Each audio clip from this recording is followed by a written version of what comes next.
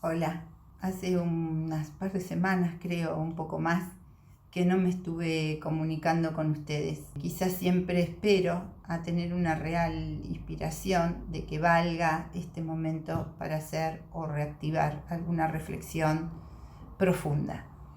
En estos días que todo el tiempo estuvo en la balanza, pensar entre los que son cuarentena, anticuarentena, los que tienen miedo, los que no tienen miedo, entre los intrépidos, entre los audaces, entre los irresponsables, entre los solidarios, un juego de valores que no logramos colocar a la hora de calmar nuestras angustias.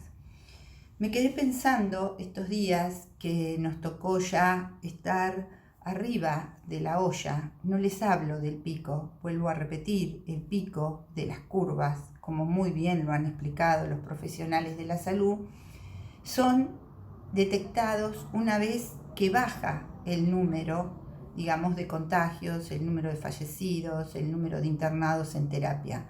Cuando todo empieza a mejorar, ahí tendremos claro que hemos atravesado el pico de esta pandemia. Mientras tanto, sentíamos una cierta comodidad, un cierto control, hasta esta semana. Más allá de los números y todas las opiniones que se ven en los medios de comunicación, la percepción en el campo es real, Estamos arriba de esa olla a presión que va derramando esa espuma con más o menos velocidad, para usar esa metáfora de cuando vemos la olla hirviendo y que no todo el tiempo está derramando ese sobrenadante. Entonces me quedé pensando en el miedo, pero en el miedo dentro de los que trabajamos en salud. Dejo para los psiquiatras, dejo para los psicólogos, dejo para los sociólogos que hagan sus interpretaciones en sus campos. Pero en el campo de la práctica médica, en el campo de la asistencia de enfermos, el miedo está. Porque el miedo es una emoción básica, constitutiva, desde un punto de vista antropológico, dentro de las 5 emociones básicas que tenemos todas las personas. Hace 90 días que nos estamos preparando para este momento. Hace 45 días o 40 días, más o menos, que estoy colaborando en una entidad de salud para trabajar con el personal, con el sector médico, con los pacientes, con el personal de asistencia, con el personal de mantenimiento, con todo aquel que intervenga en la atención dentro de una institución de salud. Y por supuesto, lo que he visto esta semana es que apareció un miedo intenso, un miedo a enfermar, un miedo a contagiarse dentro de la institución donde nosotros tenemos 100 veces más recaudos que lo que hacemos en la calle, que lo que las personas hacen en su casa, que lo que las personas van contactándose o abriendo su paraguas, sus posibilidades de contacto y de bajar el nivel de sus angustias.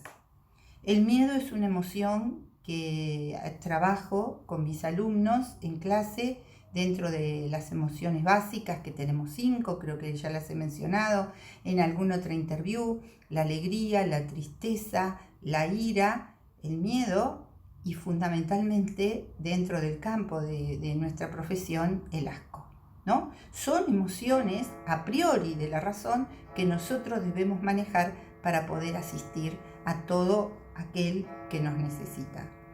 Para eso requerimos no un número estadístico, no saber cuántas personas sufren o cuántas personas mueren. Es suficiente una persona a la cual nos enfrentamos en una situación crítica, en una situación verdaderamente desagradable, miserable para esa persona, indigna, para que a nosotros se nos muevan algunas de nuestras estructuras valorativas. Por lo tanto, contarles también que dentro de las preocupaciones sociales y que hacen al personal de salud, que son las preocupaciones económicas, y que si no las tienen, porque a lo mejor en este momento es un área donde más o menos venimos cobrando, nosotros veníamos de un año realmente muy crítico, donde hay muchísima masa crítica de los empleados de salud que no cobran grandes cifras, son una clase media más vale baja, y que llegado este punto de la pandemia no tienen versus economía salud. No tenemos versus. No tenemos. A mí, ¿saben qué me alivia? Me alivia pensar en la familia que tenga, en los amigos que tengo, en los pacientes que tengo. Me hacen sentir tanta protección, tanta seguridad, que sé que yo me tengo que dedicar a eso porque va a haber desde algún lugar, en esa masa crítica, en esa red social que sabemos construir, no solo el Estado, me van a proteger para que podamos seguir atendiéndolos. Por eso, en esta estancia de la olla a presión, quiero decirles que trabajo mucho con el personal de salud y conmigo cada noche que me quedo en mi momento de reposo, y siento que no tengo miedo a los enfermos, no tengo miedo a contagiarme donde trabajo. Tengo miedo a la irresponsabilidad de las personas que puedan ingresar donde trabajamos, en la irresponsabilidad de las personas que conviven con estos agentes de salud. Tengo miedo a los opinólogos, tengo miedo a la necedad, tengo miedo a la ignorancia. El conocimiento, en las personas que nos movemos en el campo de la ciencia, sabemos que el conocimiento nos da tranquilidad. Por supuesto, la ignorancia es navegar en aguas inseguras. Y todavía más tengo miedo, y lo escucho a diario, y tengo que cambiar de escuchar a veces datos que me gustaría ver a través de los medios de comunicación, porque los actos de soberbia y de competencia entre los que dan opiniones es tan grande que la angustia que nos produce a los que realmente vemos en un sentido real lo que ocurre, bueno, lo tengo que dejar de ver. Pero bueno, ya lo dice las Santas Escrituras, ¿verdad? Pobres, no saben lo que hacen. Voy a acoplar una lectura con este video de Dumesnil, gran médico, que seguramente lo habrán sentido nombrar. En el año 37, en 1937, escribe un libro maravilloso que se llama El alma de los médicos, y habla de ese momento de preguerra, Segunda Guerra Mundial, habiendo pasado la Primera Guerra Mundial. Quiero compartirlo con ustedes y quiero pedirles que no hay versus, hay hacer lo que corresponde en cada situación. Comparto entonces la lectura. Voy a compartir con ustedes entonces esta lectura de René Dumesnil, el libro El alma del médico, del año 1937. Así comienza su libro. Actualmente todos nos encontramos como los pasajeros de un navío en peligro.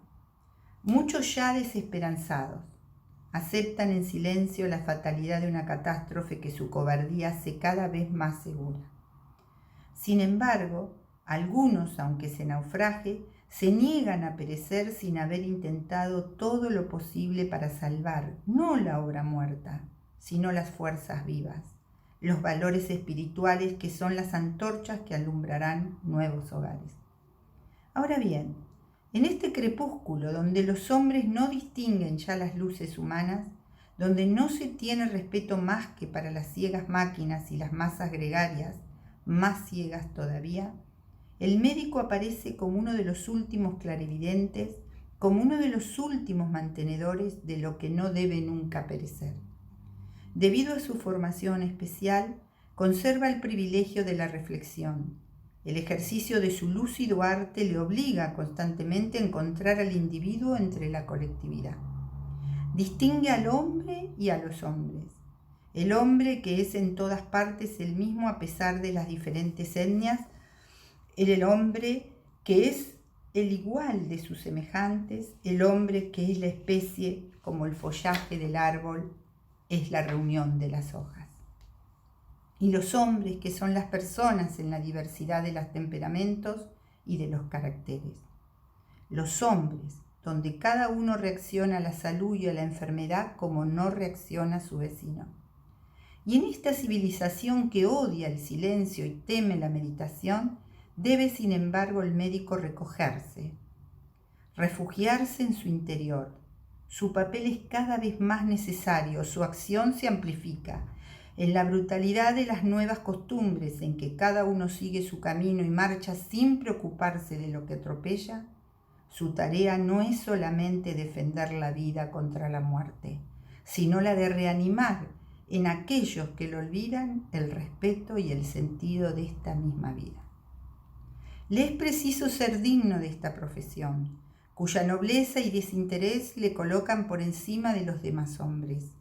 Y esto es el preciso momento en que otras fuerzas malignas le atraen con más empuje, cuando la lucha es más áspera, las condiciones de existencia más difíciles, las tentaciones más numerosas, la práctica de su arte más complicada y más delicada. Así avanza penosamente en un mundo donde la honradez se convierte en la profesión más dura y costosa, pero no menos envidiada. Se le muestra constantemente el ejemplo de los habilidosos, quienes, lejos de quedar perplejos por lo que llaman prejuicios y libres de todo escrúpulo, amontonan honores y ganancias hasta el momento en que en ocasiones estalla el escándalo y los arroja al fondo. Pues no ignora que su profesión, si la ejerce sin escrúpulos, puede servirle y serle más útil que ninguna otra. Y sin embargo, la medicina es todavía hoy una de las profesiones en donde el espíritu de lucro no gobierna aún todas las acciones, una de aquellas en que la dignidad se mantiene mejor. Esto es debido a que el médico, más que cualquier otro hombre y por el ejercicio mismo de su arte, está en situación de penetrar en todas las conciencias. Y quiéralo o no, a veces sin tener claramente noción de ello, es de los que en cada instante deben, como decía Renan, hacer oración, pues que le es más difícil que a cualquier otro ser el negarse a oír esta voz interior que en las horas de duda aconseja y detiene, persuade y manda. Salud y ayúdennos en esta etapa de la pandemia. Nos quedamos pensando.